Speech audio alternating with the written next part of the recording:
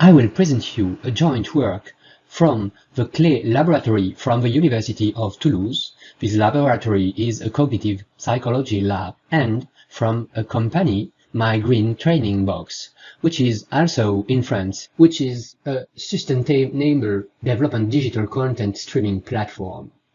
So, my topic about this joint work will be about free online training and value perception in France. We will be interested in how people are perceiving the quality and the gain of free online trainings that we can find on the internet. I will first introduce the subject, then I will present you our research context, which is really bound to My Green Training Box. Then I will present you our research question, I will show you our literature review, then I will arrive to our research hypothesis, then explain how we have collected the data in order to do this experimental study. I will present you the results and how we have analyzed them. We will discuss. I will conclude. We are now in a period when we cannot really know if anything is free. This is coming from this human invention, which is the price. We can distinguish two markets, the social market and the money market. Heyman and Ariely have shown that usually this is turning in favor of the money market, which is quite dominating the social market. But in the present time, we have a kind of comeback of the freeness, thanks to the internet, to the idea of open source, and then we can ask ourselves what value can be attributed to this new recent free market which had disappeared. The company My Green Training Box is offering online training videos. So in our research with the CLLE laboratory, we were asking ourselves to what extent does the price influence the user's perceptions of its quality. Two structures were working together, the cognitive psychology laboratory and My Green Training Box. My Green Training Box is trying to defend, to fight for the free market. And in our study, we are trying to help this company to prove that there is a place for this free market in the internet, in the whole world, a world which could be more generous. Our main question is about measuring the impact of free tuition on e-learning choices. Does the price of a course influence the value that the user attributes to it? Can a free course have the same value and interest as a paid course in the user's perceptions? It's very common that people think if it's expensive, then the value is greater. At least it is what we think. But this is a research question, and we will try to study this scientifically. Then, is freedom a good marker in the decision-making process for choosing a course or not choosing it? Our subject is very multidisciplinary. So our review of literature is not only about cognitive psychology, but also about marketing sociology. There is a link, which may seem weird, between gratuity and value. In the marketing literature, and then this from a consumer's perspective, you can see two different values, the exchange value and the use value. According to Zeitamel, the exchange value is the utility of a product based on the perceptions you have about what is received and what is given. It's about perceived benefits and sacrifices, according to Greenwald, Monroe, and Krishnan. On the other side, if we are still in the marketing approach, you can see the use value. This one is more about the object and the interaction you can have with it. This has been studied by Aurier, Evra, and Gola, and it will show your relative preference about choosing this object. If we are speaking about free items, another dual relationship appears.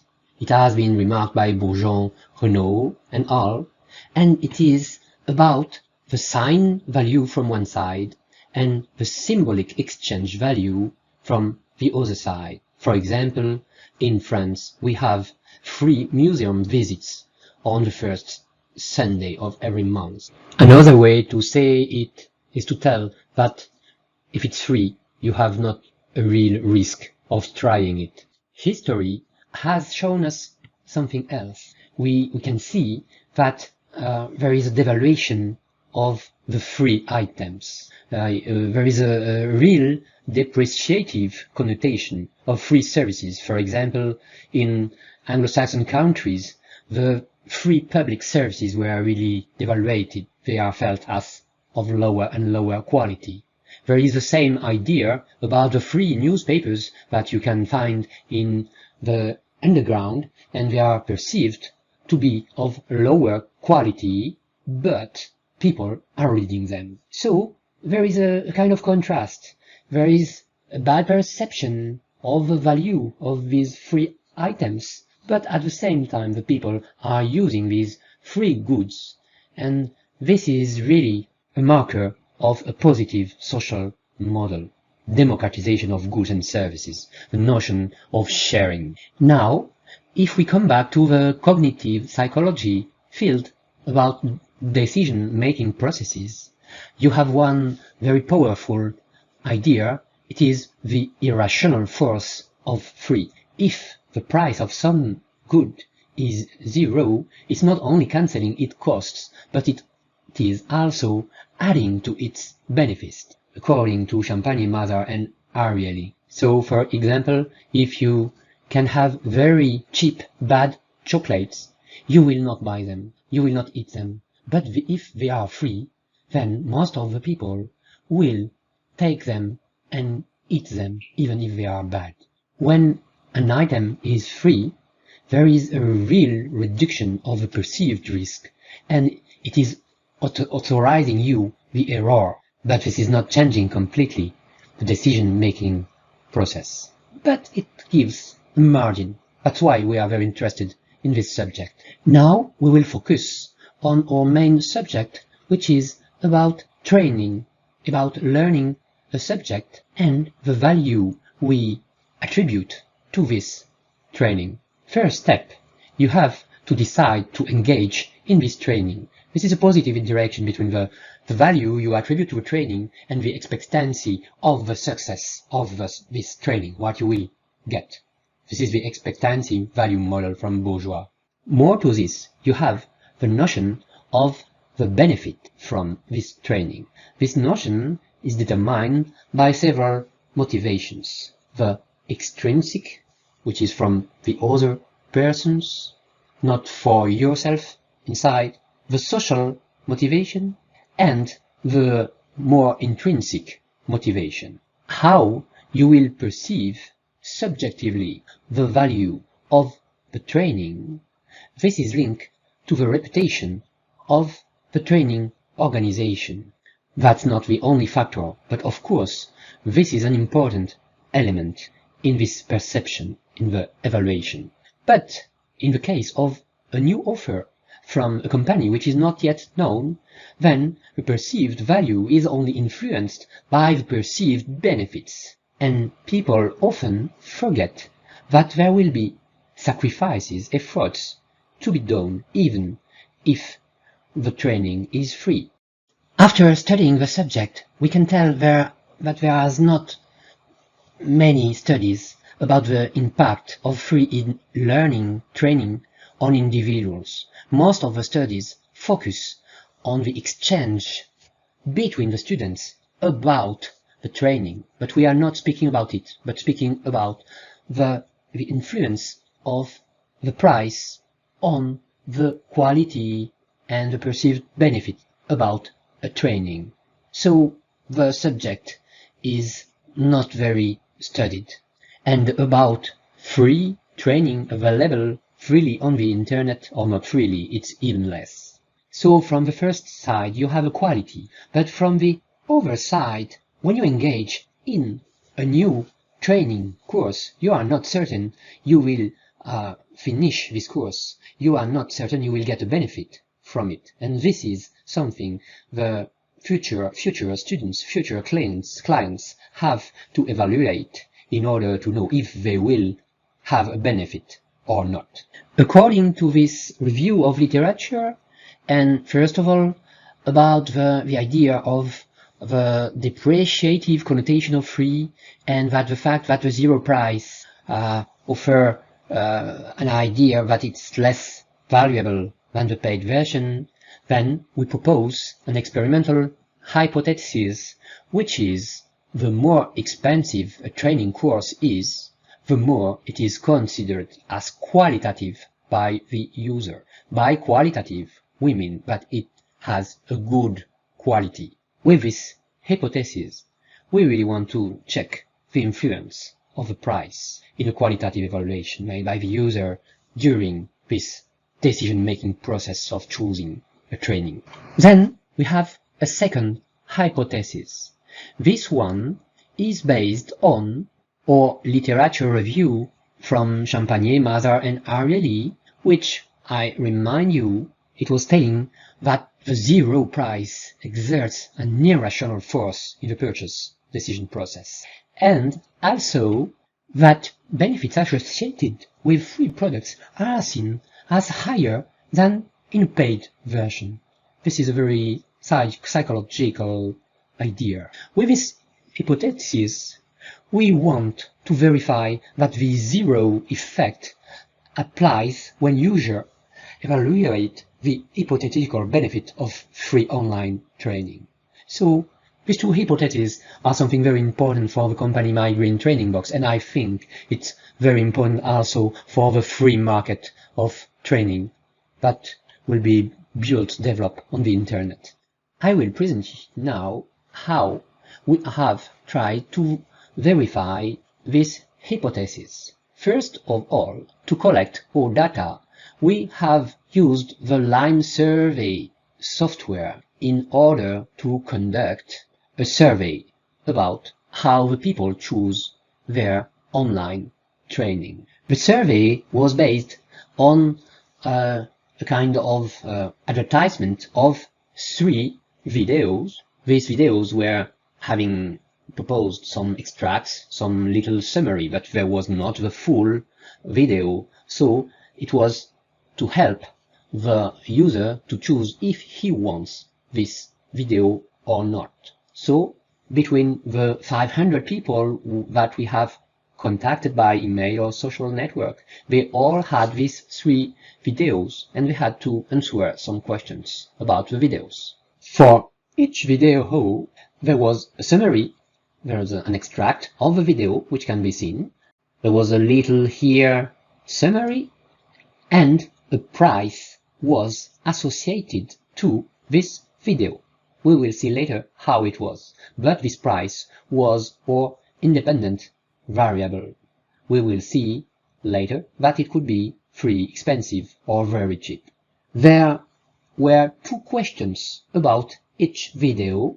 The first question was about the perception of the quality of the video, knowing the summary, the extract, and the price. And the second question was about the perception of the benefit of following this training. So people were watching the advertisement of the 3 videos with a price, and they had to say, this video, according to me, subjectively, it is over 5 level, a very low quality training, correct quality training, high quality training, very high quality training. And about the benefit, the perception of the benefits. I remember they will not do the training, it's all about perception. If there was, according to them, no benefit, low benefit, moderate benefit, high benefit, very high benefit. Now, to show you the whole picture for one participant about the 500 we had. They had the first video with this extract summary, the 2 questions, second video, the 2 questions, third video, the 2 questions. That was our survey, which was made in July 2021. Methodically, we simply sent the link to our survey. We collected the answers on the Lime survey platform, which is respecting the European laws and hosted by the University of Toulouse and with fully anonymous and traced data. And then we have processed the different answers with the free Jamovi software on secure computers. About descriptive results, we had 245 participants answering to our survey, and I remind you that we sent to 500 persons. We had 58% of women, an average age of 52 years old. A third of participants were quite high executive or intellectual professions, and half of the participants have never taken an online course, which was something interesting, important. First of all, I have to explain that the price were €0, 20 euros for the cheap price and 150 euros for the expensive price. You have them here, and they were randomly associated to every training. So it means that we had 3 trainings, and every of these 3 trainings was proposed to one participant at €0, to another at 20, to another at 150 euros. This is one first thing. We have so randomly mixed up this, and then we have checked that the order of the presentation of the 3 videos, which were changed for every participant, had no effect. But it's not that the first video was always the first. So we have checked all this, and there were no order effect. We aggregated all data, not in order to have 3 videos, but as if we had only 1 video which had 3 prices, and the answer about benefit and quality. As we had a codification from 0 to 4 with 5 levels which were ordered, but only ordered, we were using frequencies and not averages, which would be a statistical error, and we can remark that the second level, correct quality training, was really dominating. Most of the people were thinking that the quality was correct. About the benefit, you can see that it was a bit more scattered, and that the moderate benefit and the high benefit were more dominating about the frequencies of the answers. This is only descriptive. If now we see the same descriptive ideas with the price, which was 0 for yellow, 20 for orange, and 150 for blue, then we can see that it's quite homogeneous, and it's again all around the median. About the training benefit, whatever the price, it's the same scattered distribution between the 2 and 3 levels, but they are quite the same if we watch it in a descriptive way. We will now enter in the more interesting part, trying to make inferences in order to generalize our results, if there are, to the represented population. As we had independent variable, which was the price, an ordered price, 0, cheap, expensive, and which was so ordered, and we had a dependent variable, which was the quality and the benefit expressed as a Likert scale, also ordered with 5 levels. We had to do a Kruskal-Wallis test. As I said before, we checked the absence of effect on the order of the presentation and the order of the prices on our results.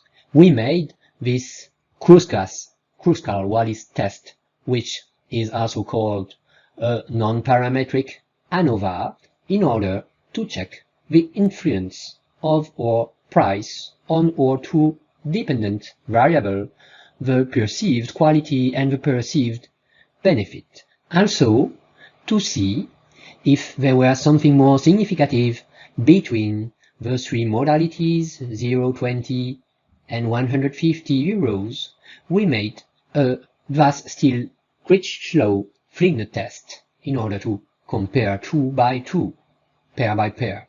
I will now present you the results. About the first hypothesis, which was about the influence of the price on the perceived training quality, and even a very cheap price, there is no significant effect. So our first hypothesis is not verified.